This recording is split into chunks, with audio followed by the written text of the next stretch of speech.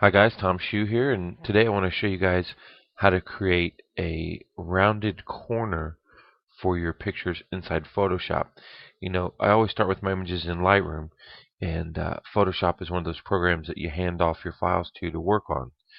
So the shortcut to do that is Control E or Command E on a Mac, or you can right click and edit in and then say Photoshop. So once you click that, it's going to load it up into Photoshop. So now here's your image in Photoshop.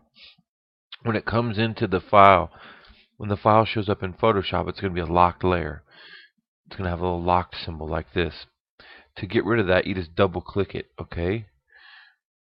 And it will go away. Since I already took it away, I just have to turn it off by hitting the locked key.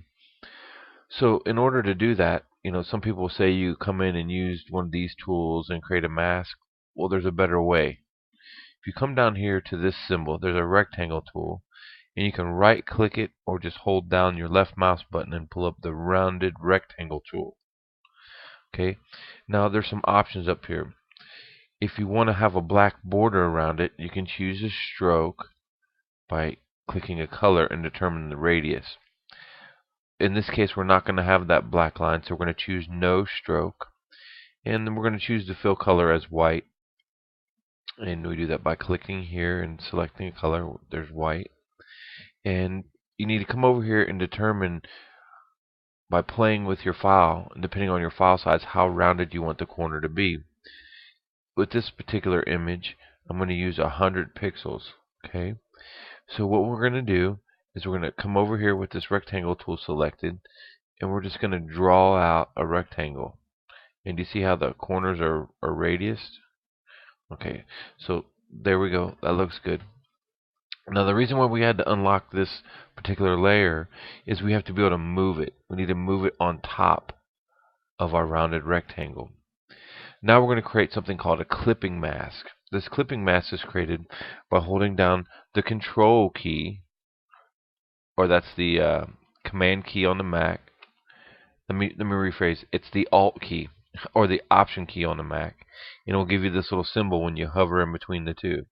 When you click it, it's going to create this mask where it chops everything out around it. Okay.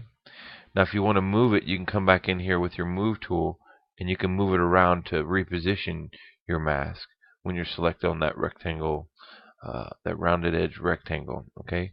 So don't worry about if you don't have your positioning right. You can draw down some guides, measure it if you like.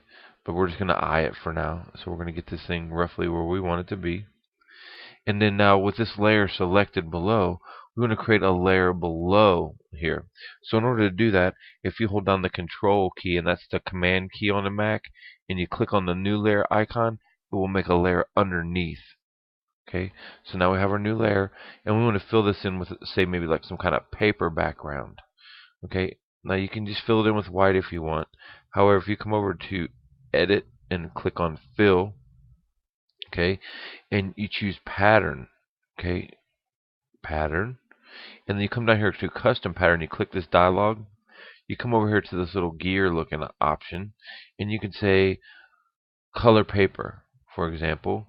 And we don't want to replace the ones we have there because those are the default ones. What we want to do is append it, and we'll add them to it. Now we can come over and select one of our papers, say maybe like this one here. We click OK, and it will fill that layer in underneath as a paper. Remember, we can still move this around in position however we want. And there you have it. And now what we'll do is we'll click Save, File, Save, or Control or Command S. We'll save our file, and it'll open it right back in Lightroom where we started. And then you can edit your file and export it however you like. Let's let it finish. Here we are. It's going to load it in Lightroom. So here we are back in Lightroom 5, and we have our file. So that's it.